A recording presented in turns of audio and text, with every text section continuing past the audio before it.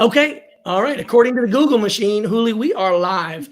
I Wonderful. want to thank you for taking the time this afternoon to talk about the future of work. As I was saying to you before we went live here, that this whole Catalyst Talks series is trying to help people figure out what is changing. And oh, by the way, COVID is just accelerating all of this, but there's a lot of things that were happening before.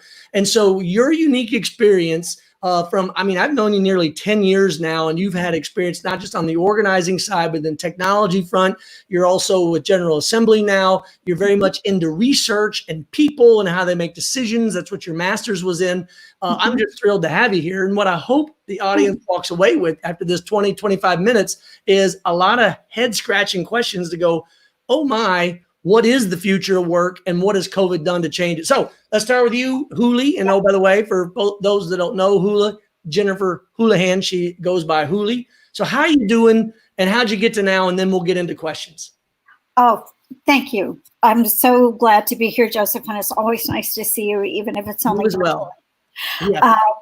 Yeah, my background was in social psychology, as you mentioned. That's what I got my master's in. I'm always interested in connecting dots and finding patterns and identifying how people make the decisions that they do. I had a stint as a lobbyist, so I got a chance to. Where did you do that? I didn't know that part of your career. Yeah, in the city for the city of Austin, municipal issues. I was a lobbyist for Austin music people. That's right. I guess I didn't realize that was a lobbying position, but yes, keep going. Sorry. Officially registered and everything. Good for you. And that gave me a great opportunity to look at all kinds of competing demands and worthy differing opinions around really complex issues.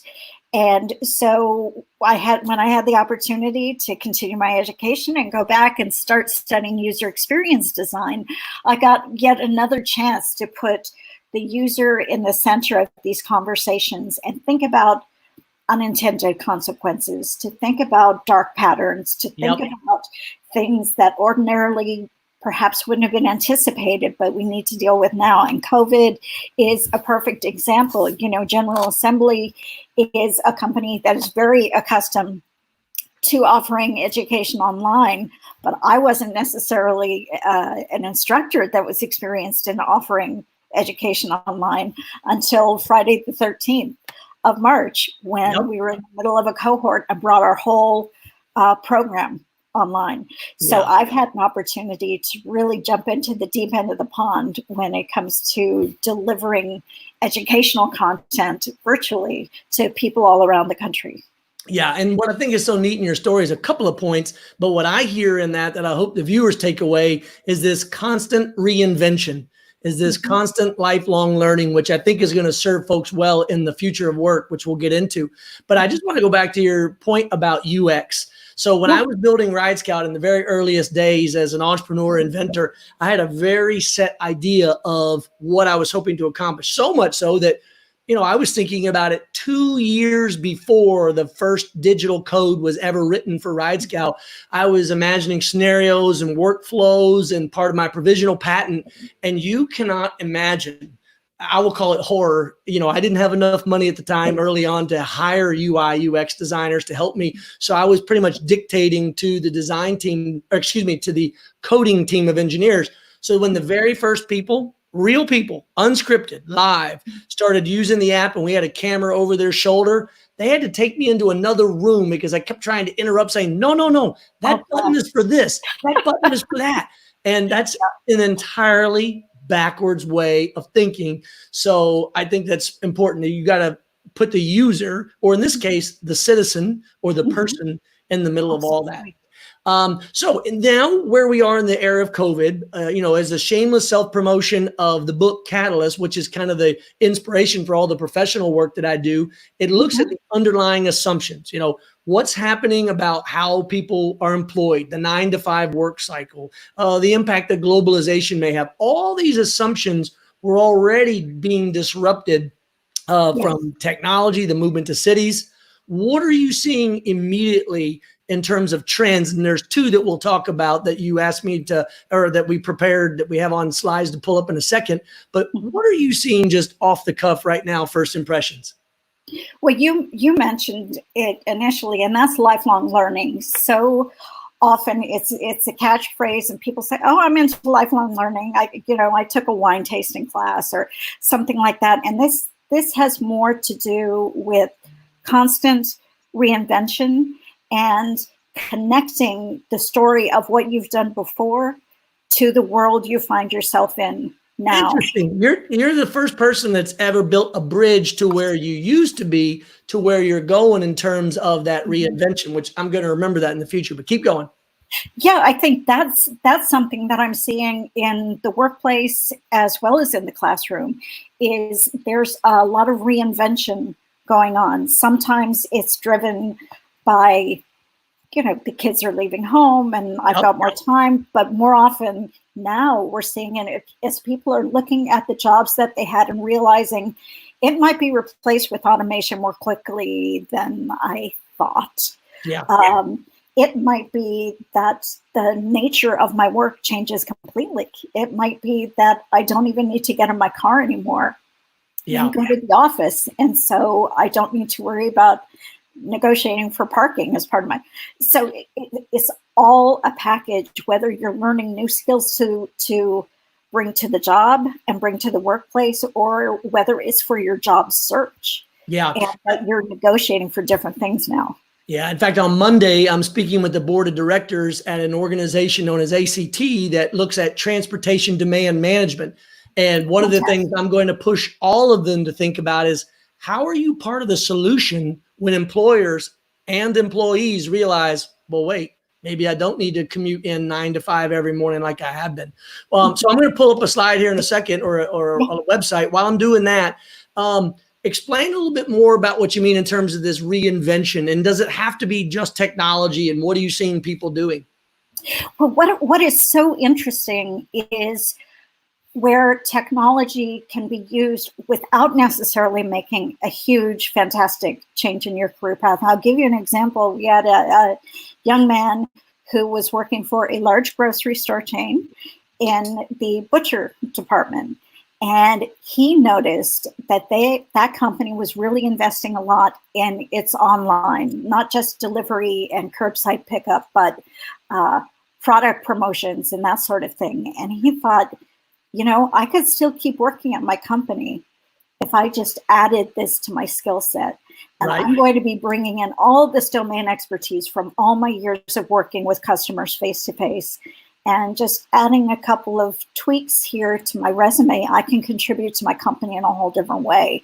So it's not necessarily a case of this sharp turn for many people, as much as it is an iteration of what they're working on and becoming more current and contributing in a richer way. Yeah, if you had told me even as recent as 6 weeks ago that I was going to fall in love with live interactive video chat interviews and do it to the point where now there's branding and we've got people involved, in my daughter, who's a creative computing major, she can design anything on it. She made your graphic for this promotion that we put on YouTube and Facebook in about 5 minutes. That's how talented she is. But if you told me 6 weeks ago, this is what I'll be spending most of my time doing and loving it, it would be hard to imagine, except as you just connected all the dots. Well, what I did before was enjoyed coaching and teaching. I'm naturally a curious person, and I enjoy building that bridge to connect smart people. And that's what I think I'm trying to do, Houli, is connect you to all those smart people that are out there. So let's pull up one of those pieces of work that we were talking about. And this is from Jeffrey Brown. If you have never been to the Bartlesman Foundation, there's the website that you can see there. And I'll also drop the link in. Not 30 minutes before you and I went live, he just blasted out his latest newsletter. And when he talked about flattening the curve of unemployment, as the spike goes up now, 27 million Americans have filed for unemployment. And by the way, that doesn't even measure all of the gig economy workers and those that may not have even been measured in the economy. So at least 27 million out of work. And to flatten that curve is, how quickly can we get them back into other jobs? Here's the problem. And I'd like you to expand on your thoughts on this. Not everybody has the luxury of sitting down at the kitchen table participating in Zoom for a meeting at work. other people have a skill set that makes them have to be there in the room. What do you say to those folks that are looking right now at this time going forward about how you reinvent yourself, how you build that bridge as you were describing earlier? Well, I think you hit on it earlier, Joseph, and that is coming at it with the spirit of curiosity rather than a spirit of fear or of lack. And I know that is very easy to say for someone who is not worried about where the next meal for their children is coming from. But I would say that we had a number of students in our cohort last time who were very surprised by COVID. And some of them were making enormous pivots and had already made sacrifices to make those investments in themselves for continuing education. And that's one way of doing it. I've also seen folks go the other way. I have a friend who is running his own business. He's still in a building phase, in a growing phase, and he went back to work at a garden center. And he, not full time, he's still working on growing his business, but he found that to be enormously powerful, not just for the opportunity to see living things and coworkers and that sort of thing, but to be helping people plant new gardens and to be helping people plant vegetables for their summer. And so that was a natural interest he already had, and he was not in a position to go get some certificate from some expensive program. But he looked at his skill set and he looked at where business was growing, and certainly anything DIY. Right now, home repair, appliance repair, car repair, so that people aren't buying new cars. People, I think, in the last 6 weeks or so, if you can find a trend from that, are going a little bit away from acquisition and more toward maintenance. And so if there are skills that you possess in that area, that's going to be a field that I would imagine would continue. Yeah, you actually bring up a great point. In fact, one of the other things that I'm working on, and this is a shameless promotion of that as well, is USTomorrow, which is a nonprofit designed to figure out how we can reduce hyper-partisanship, focusing on the one issue that I think we have left that we're now bipartisan still on. We're not now, but we've always been bipartisan, which is the workforce, the future of the workforce, jobs and education. And so we're excited that this is an opportunity to bring that conversation to the front. But it's not just the quality of the workforce, but I think it's also the quality of life. I spoke to a soon-to-be graduate of the Macomb School of Business who was supposed to go into a very prestigious banking and investment firm. He knew it was going to be suits every day, 9 to 5, actually probably 9 to 9, and he was ready for that. However, in the era of COVID, two things happened. Number one, that offer was rescinded. They said, you know what, we're going to put a freeze on all hiring. Sorry about that. But the better side of it was he's now at home with his kid and his wife, and he has more predictability, and they take walks in the morning, and he has breakfast with his daughter. He's able to, be with her more. And in the evening, he's able to read her, books, nighttime stories to bed. And he had this epiphany. He says, even if they come back and they say, you can have this job, I have figured out through COVID that there is a price to be put on quality of life and family time. And I thought that was a wonderful story. And so what else are you seeing that's out there? We're going while you do that, I'm going to bring up the article that you actually brought to my attention from the New York Times about this being a chance for people to really go back and get those skills. I think that's something I'm seeing a lot of people talk about on social media and just conversations that I'm having with friends, that this has been a reality check for a lot of folks who were maybe addicted, maybe just seduced by the idea of working constantly and always looking at that next rung up the ladder, and always taking a look at those metrics and what was that journey about, rather than a different journey that has more to do with the quality of life. I mean, I've got sourdough starter going in the kitchen right now. If you told me 6 weeks ago, I would have said, when am I going to bake something? Well, I can bake something and have a 45-minute Zoom call Yep. with a client and do really good work. And then the buzzer goes off and I have to say, pause, I'm going to leave this HTML where it is. I'm going to run over and Yep. get the thing out of the oven.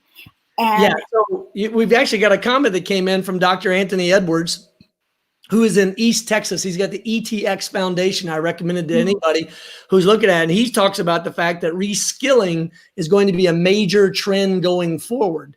he's absolutely right. And so that brings us to this point of this New York Times article that came out today that you brought to my attention, which is if you are in that category of out of work immediately or in a business that might be feeling the pressures to fall off the charts, don't wait. Don't wait to be told. I mean, the government is trying to do something with this PPE money, and these SBA loans might last a couple of months.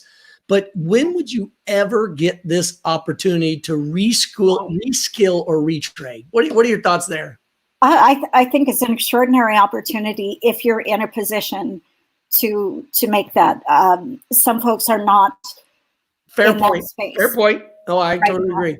And of course, we want to care for the more vulnerable in our population as well. But I think if you're in a position where you have a little bit of room to catch your breath, a little bit of room to do some self-reflection right now, you have the chance to recreate some things on your own terms. I've seen so many times people saying, well, my employer used to say there was no way any of us could work from home. And now, 95% of us at my company are working from home. We're equally as productive as we were before, if not more so. Yeah. We have a better appreciation for what our customers are going through. We have a better appreciation what our coworkers are going through and how they're trying to contribute.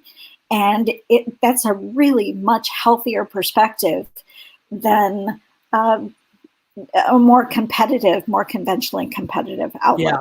And I think it is fair to bring up a point that my wife Amy made about a meme she saw, which is Gwyneth Paltrow, I believe, was quoted as saying that in this time, learn a new skill like learning Chinese or writing a book. And the woman that responded back to it said, at this point, I've got crumbs in my bra. I don't know where they came from. I can't even tell you what day of the week it is, much less write a book. Yes. Exactly. So Anthony Edwards actually was just adding in one more point there about the fact that this could be a chance for you to think about quality of life and how it balances with the workforce. So we're nearing the end here. I don't want to leave without asking you, what is the issue or the question that you're thinking about most or you're wrestling with or friends or peers on a topic that maybe I haven't asked you about?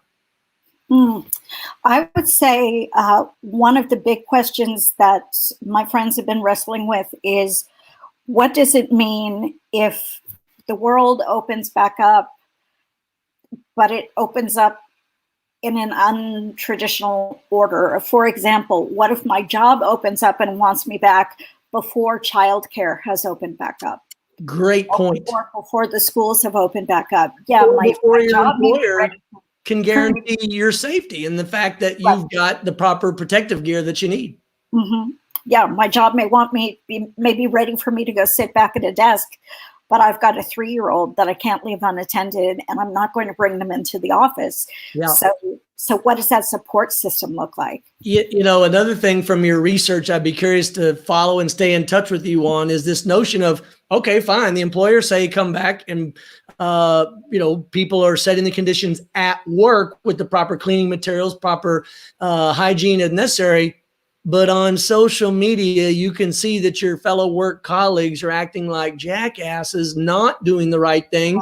And you don't want to go to work to put yourself at risk or a loved one that might be immunocompromised or an elderly parent. So how do you think we're going to wrestle with that? Who's going to adjudicate that? Yeah, that's a great question for human resource professionals, because this is something that we haven't seen before. In the past, if someone's been a jerk and or been irresponsible and posted it on Facebook, it wasn't necessarily something that was contagious.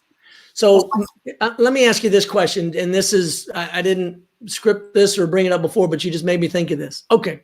So if for the last 10, 15 years, we've said that social media is private and therefore can't be brought into the workplace, and yet your activities, i.e. irresponsible behavior, not practicing social distancing, could conceivably come into the workplace, and you could therefore put others at risk. Would that be the impetus to say, look, folks, if you put something on Facebook nowadays, it's in the public domain, it's not private, and therefore it wouldn't be private anymore? Do you think that we're at that point, or is that still too much that interference between what's public and what's private? I think we crossed that line a while ago. I think if you would talk to millennials, they would say there is no line. Employers are not allowed to look at it, right? Mm-hmm. Is that the case?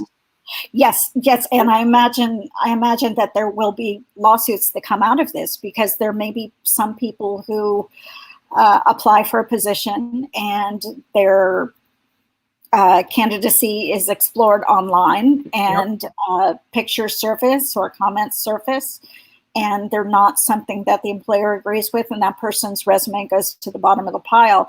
I imagine there are going to be some lawsuits about that as we navigate this. Yeah, Dr. Edwards points out the employers are now monitoring social media using during work hours during the pandemic. So all kinds of new issues. And so that's kind of a nice place to put a bow on this and wrap it up. And Houli, again, I appreciate you for joining me today, whether it's at Grayline under these Catalyst Talks discussions that we're having, or with the work I do with my nonprofit, USTomorrow.